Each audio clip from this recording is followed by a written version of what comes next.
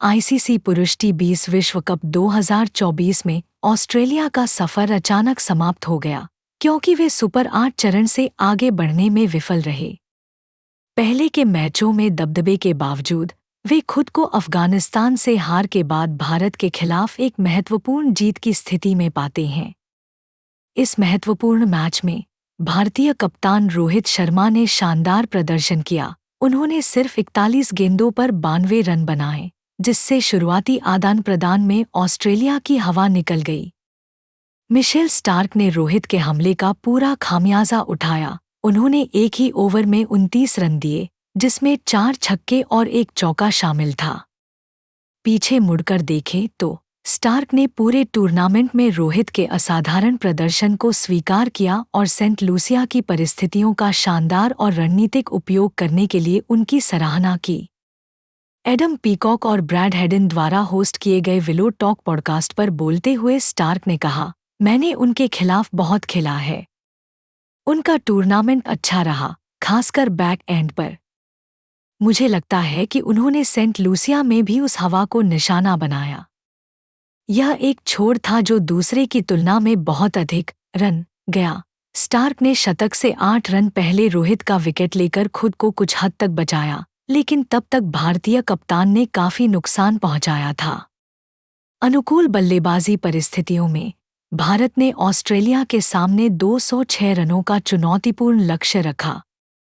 Travis head ने cricket विश्व cup 2023 final से अपने वीरतापूर्ण प्रदर्शन को दोहराने का लक्ष्य रखते हुए 43 गेंदों पर 76 रनों की तेज पारी खेलकर ऑस्ट्रेलिया को मुकाबले में बनाए रखा। हालांकि जसप्रीत बुमराह की महत्वपूर्ण सफलता ने संतुलन बिगाड़ दिया और हेड के प्रयासों के बावजूद ऑस्ट्रेलिया अंततः 24 रनों से पीछे रह गया। स्टार्क ने कहा, हमें लगा कि यह लक्ष्य बराबर था, शायद थोड़ा अधिक, लेकिन यह विश्व कप में सबसे अच्छा विकेट था जिस पर हमने खेला। यह शायद सबसे तेज विकेट था। यह निश्चित रूप से पीछा करने योग्य था। हम कुछ समय के लिए लक्ष्य पर थे और कुछ हिचकी और उनकी कुछ अच्छी गेंदबाजी ने हमें पीछे धकेल दिया।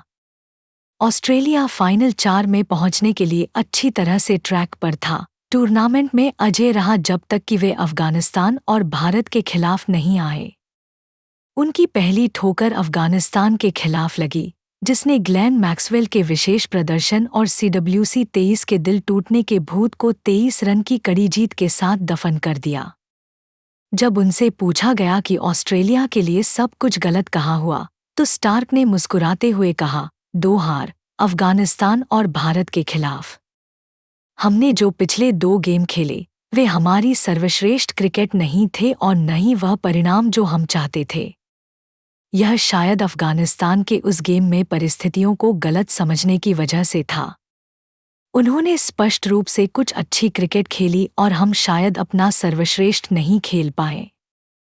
मुझे लगता है कि पूरे टूर्नामेंट में हमारी फील्डिंग थोड़ी कमजोर रही। स्टार्क को खेल को किनारे से देखना पड़ा क्योंकि ऑस्ट्रेलिया ने अफगानिस्तान के खिलाफ एश्टन एगर को टीम में शामिल करने का विकल्प चुना था। इस निर्णय पर विचार करते हुए स्टार्क ने स्वीकार किया कि उन्हें बाहर रखे जाने से खुशी नहीं हुई, लेकिन उन्होंने समझा कि अर्नोसवेल ग्राउंड की स्पिन अनुकूल परिस्थितियों ने टीम चयन में एगर को उनके ऊपर तरजीह दी। बस मैचअप, स्टार्क ने कहा। उन्होंने सेंट विंसेंट में उस मैदान पर पिछले खेलों में स्पिन की बड़ी भूमिका देखी थी। जाहिर है एश्टन एगर और बाएं हाथ के विकल्प ने उन्हें बदलाव करने के लिए प्रेरित किया। यह ऐसा ही है। स्टार्क ने अफगानिस्तान से कोई श्रेय नहीं छीना, उनकी सामरिक सूझबूझ और स्पिन खेलने की क्षमता की प्रशंसा की। एश ने पावर प्ले में अच्छी गेंदबाजी की, लेकिन उन्होंने अफगानिस्तान शायद स्पिन को काफी अच्छी तरह से खेला और पहले बल्लेबाजी करते हुए परिस्थितियों का हमसे थोड़ा बेहतर आकलन किया। हमने कुछ छोटी छोटी चूक की, जिससे अंत में हमें खेल में हार का सामना करना पड़ा। इसने हमें पीछे धकेल दिया।